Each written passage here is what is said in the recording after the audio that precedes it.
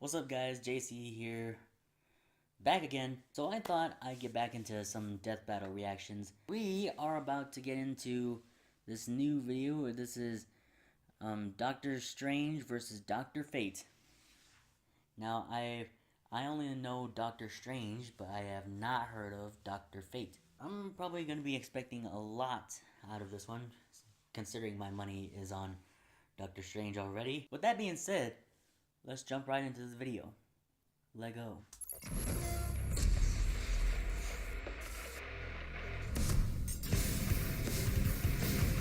The art of magic is a perplexing thing. Only those with the right knowledge, talent, and willpower can truly claim to be the most powerful wizards of all. Like Doctor Strange, the Sorcerer Supreme of Marvel Comics. And Dr. Fate, DC's defender of cosmic order. He's Wiz and I'm Boomstick. And it's our job to analyze their weapons, armor, and skills to find out who would win a death battle. Dr. Stephen Strange wasn't just any brilliant neurosurgeon, he was the very best. Too bad he was also a prick who cared more about the money he made than the patients he worked on. Sensational patients bring recognition. Recognition brings money, and money keeps Wellhaven stores open. Can't blame him though. When your entire family kicks the bucket one by one like Stevens did, it's kinda hard to get attached to anybody else. Also, money's just great. Strange's talent at the operating table earned him celebrations worldwide. His work became more expensive, and his bank account rose into the millions. And then...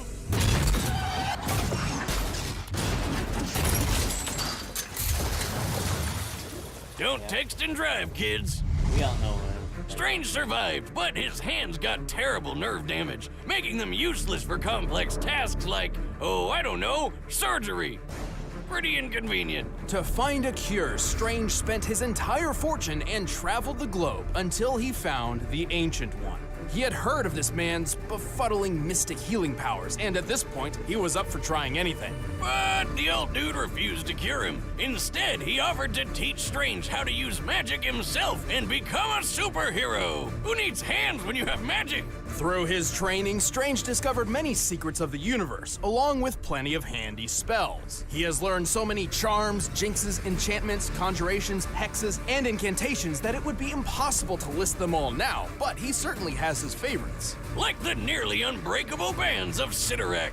Unless you're super strong like the Hulk or Thanos, no way you're snapping these chains. He can surround foes in everlasting fire with the flames of Faltine, launch energy shots called the bolts of Balthak, You hear say Ballsack? knock out foes with the mists of Morpheus, and shield himself using the 7 rings of Ragador. Who the hell came up with these spell names? Whatever happened to plain old Abracadabra? Everybody loves that one. Other techniques of his include illusions, hypnotism, protective force fields, telekinesis, immortality, time manipulation, power stealing, teleportation, dimensional travel, transmutation, spell nullification. And he can turn himself into a ghost! Ooh. That's his astral form, a projection of Strange's soul separate from his body, which defies the laws of physics. Look, Wiz, he can go through walls and fly around. That's a ghost. To invoke these spells, Strange audibly calls upon the powers of the Vishanti, 3 godly beings of enormous power. Aw, that one's a kitty. Summon forth the shielding powers of the Vishanti. Impressive. He sure puts Mysterio's hocus pocus to shame. Anyway, after many years of study, Strange's mentor was slain by a creepy hentai monster, and Strange was granted the title of Sorcerer Supreme, which is like a normal sorcerer with all the toppings. As Sorcerer Supreme, Strange was deemed the most powerful magic user and defender of the world. To better perform his duties, he carries numerous magical artifacts which assist him in battle. The Cloak of Levitation lets him fly without magic and has a mind of its own, like Aladdin's magic carpet, but way more stylish. The Wand of Watum amplifies his powers, and the Axe of Angarorumas, whatever, cuts through mystical beings. Fun fact, Strange found that axe in my ex-wife's old witch cave. I mean apartment. But most versatile of all is the Eye of Agamotto. With this amulet, Strange can perceive any truth, absorb massive amounts of energy, enhance his psychic powers, and fire a light that can weaken and obliterate magical entities. If you haven't noticed, Doctor Strange is super powerful. With all this magical mumbo-jumbo, he's taken on some of the biggest threats in the universe. Set me free! No. I've come to bargain. And if he ever gets stuck, he basically just rewrites the rules of reality, which is probably what happens when you divide by 0. That's not even possible. Exactly! It's Magic Whiz. Anything can happen. Strange's astral form has traveled across the planet in, quote, precious seconds, putting him at several million miles per hour. Even better, when Adam Warlock once used an Infinity Gem to banish Strange to the far reaches of the universe, Strange just cast a spell that zoomed him all the way back. So yeah, F you, Adam.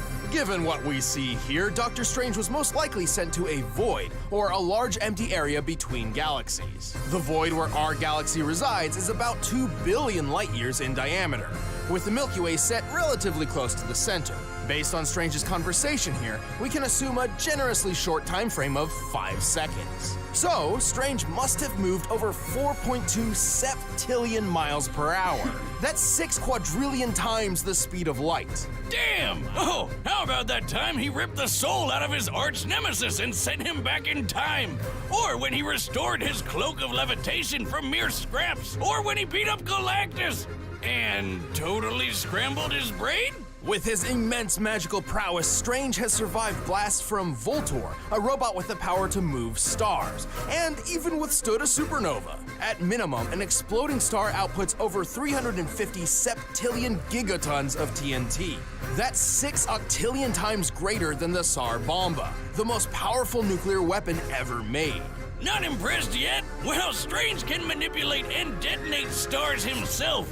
That's right, this guy uses supernovas as weapons. Strange is exceptionally clever, and while his physique is not superhuman, it's worth noting that he is a talented athlete and martial artist. This is important as the use of magic can wear down the magician's body if it is unfit. His immortality has also proved incredibly useful.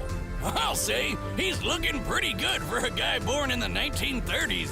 More than that, at one point Strange was recruited by the Vishanti to fight in a magical war, which lasted 5,000 years. Holy shit! I hope he got some really good veterans benefits after that. But for real, this guy has the power to protect the universe and reshape it however he wants. I know which doctor I'm calling the next time I'm sick. Who are you? I'm Doctor Strange. Sorcerer Supreme. Tell me, Boomstick, do you believe in fate? I only believe in one thing, Wiz. 18-year, 100-proof whiskey. Well, after accompanying his father on an archaeological expedition in Mesopotamia, 12-year-old Kent Nelson certainly did. Instead of digging up boring old artifacts like tools or pottery, Kent uncovered a 10-billion-year-old god. Too bad waking him up also gassed Kent's dad to death. This slumbering god was Nabu, a Lord of Order born from the very beginning of the universe. While Nabu normally cares little about the universally inconsequential concerns of individual humans, this time was different. Nabu took the newly orphaned Kent under his wing and taught him the ways of magic. Oh, sweet! I'd take a god dad over an ordinary one any day. But really, I'd just take any dad. Though Nabu wasn't too keen on the actual parenting part of the deal, so he just magicked Kent into a full-grown adult over the course of a week. Does that mean he got hit with all those years of awkward puberty all at once? My god, talk about a mood swing. To master the mystic arts, Nabu granted Kent 3 ancient relics. First and foremost, Kent donned the golden helmet of fate. Well, Kent woke up the physical body. Nabu's soul is actually inside this helmet. So when Kent put it on, his spirit merged with Nabu's and they became Dr. Fate. I am an agent of order. Wait, he's 12. Technically, he can't be a doctor yet, right? Well, in time, he became a trained physician and achieved a PhD in archaeology. Good for him. Anyway, he's also got the Cloak of Destiny, which gave him flight, super strength, and superhuman durability. Lastly, he received the Amulet of Anubis, a talisman which increases Fate's powers, counters opposing magic, and can launch an intense beam of magical firepower. It also houses its own pocket dimension, where the souls of past Dr. Fates reside. Oh yeah, lots of people have worn that shiny helmet, and not all of them were doctors. Even Kent's wife Inza got in on the magic action. But Kent is, like, the main one, so we're sticking with him. As Dr. Fate, Kent became the immortal champion of the supernatural Lords of Order in their fight against the vile Lords of Chaos. And he learned tons of wacky wizard skills he can use with just a thought. Perfect for putting chaos gods in their place. Fate can use telekinesis, cast illusions, erect force fields, hypnotize foes, read minds, teleport vast distances, create an astral projection of himself, travel through time and dimensions, and even manipulate matter at a molecular level. Let's face it, Wiz, he's so powerful he can basically do whatever the hell he wants. Like that time he did a Freaky Friday body swap with Blue Beetle like it was nothing. He can even conjure up Superman's Kryptonian powers for himself. That's right, this guy can just decide to be Superman for a day. With his mighty magic, Fate has turned buildings into dust, thrown a planet into a sun, and physically held back the destruction of the universe. The helmet, just the helmet, once flew through space so fast it reached the velocity of God, and then bounced off the edge of the universe. What the hell does that even mean? Fate has regenerated his body from a single thought, withstood hits from the likes of Superman and Ultraman, and somehow survived in a dimension of reality where literally nothing exists. Who the hell is writing this crap? Also, when DC decided to reboot their entire comic line, Fate was one of the only characters to survive the crisis that literally collapsed the multiverse. But he does have one big weakness. The helmet is Nabu, and Nabu is the source of Fate's powers. So if you remove the helmet, he loses his magic. For the most part, Kent does possess some magical ability of his own, like telekinesis and super strength, but he's not even remotely close to the potential of Dr. Fate. And even further from the true Fate. When the souls of a man, a woman, and a god come together, in this case Kent, Inza, and Nabu, they create Dr. Fate's ultimate state of being. An entity with enough power to rip the universe apart and effortlessly overpower other Lords of Order and Chaos. Sadly, like all Menage a Trois scenarios, keeping this going for too long could destroy all three of them. So Fate doesn't go final form unless he absolutely has to. Still, the people of the cosmos can sleep easy knowing Fate is on their side. Your fate is utterly binding. Who are you? Well, let me show you, my friend.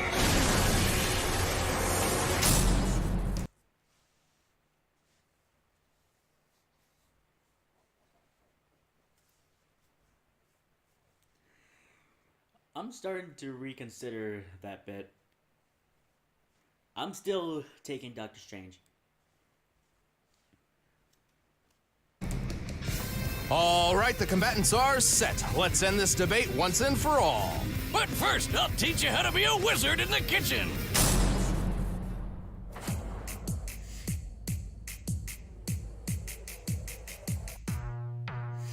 Mushroom stick.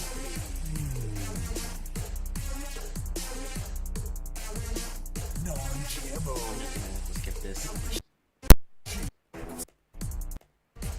Of this week's menu, and for now, it's time for a death battle!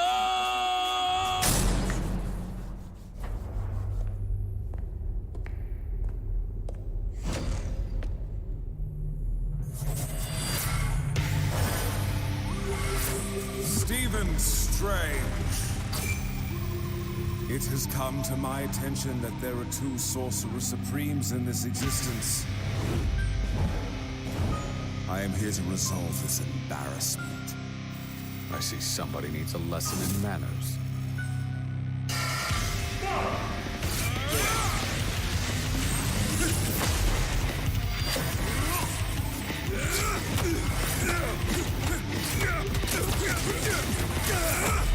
Pitiful.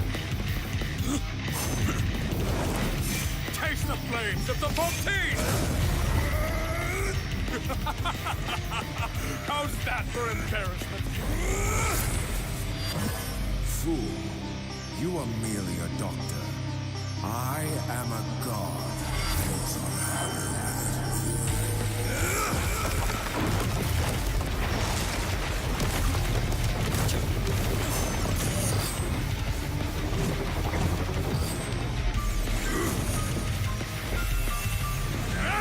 This is April.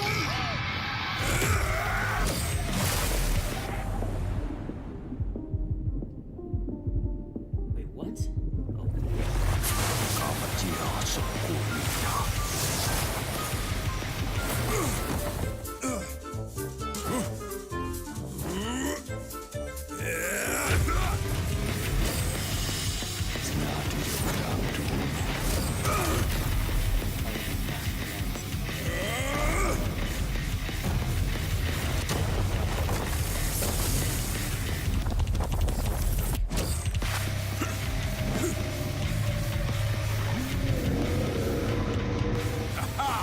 I understand your power now.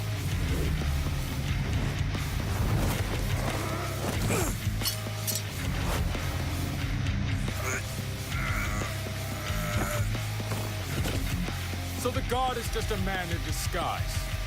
Let's see how you fare with that. Shut up! Oster, grant me the Crimson Bag, the Cinnerack!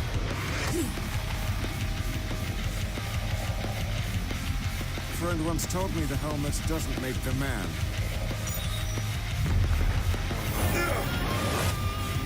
But I will use it! I like the animation a bit. Witness your true fate!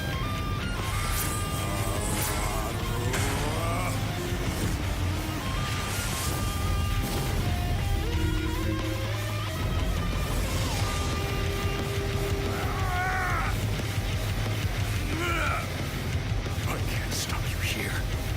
Maybe in there.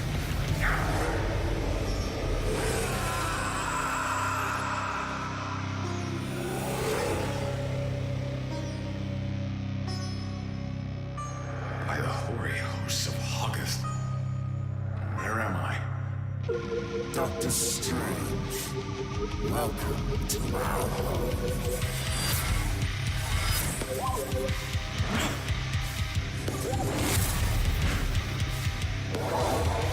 Welcome to the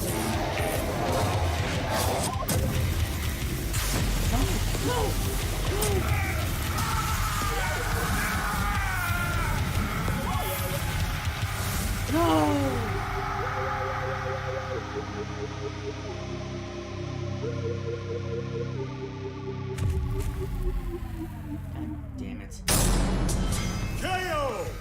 So, don't doctors take an oath to never take a life or whatever? Analyzing this matchup was bizarre. You might even say it was strange? Save the puns, Wiz, that's my job. But yeah, both these doctor wizards were so stupidly powerful, trying to find their limit was like looking for a needle in a haystack. But nobody remembered to put the needle there in the first place. With their maximum potential seemingly unmeasurable, it's easy to make an argument for either one to win.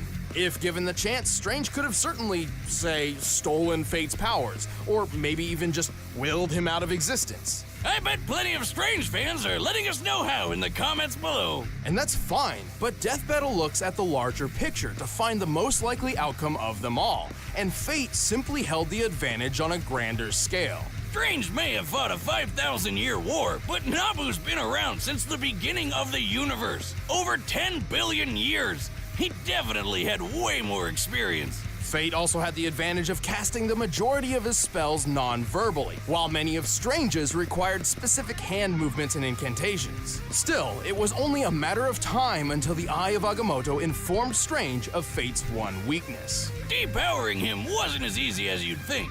He had his own magic, and his superhuman strength was something Strange didn't have at all. Basically, anything Strange could do, Fate could do too. But even more. Remember how Strange cast a spell which moved him 6 quadrillion times the speed of light? Yep. Now remember how Fate's helmet flew from Earth to the edge of the universe and back? It took about 1 year to make this trip. Given the estimated scope of the observable and unknown universe, a trip of this magnitude would require the helm to fly nearly 28 decillion times the speed of light. That's over 4 quintillion times faster than Strange. Look at it this way. Strange was a man borrowing the powers of a god, while Fate's a god borrowing a man. Plus, that power boost with Inza's soul from the amulet put Fate on a level above the gods in his universe, something Strange can't really do himself. Both Doctor Strange and Dr. Fate possessed incomprehensibly impressive magic, but Fate held more experience, greater physical abilities, and a wider range of talents. Which left Steven stuck with a strange twist of fate. The winner is Dr. Fate.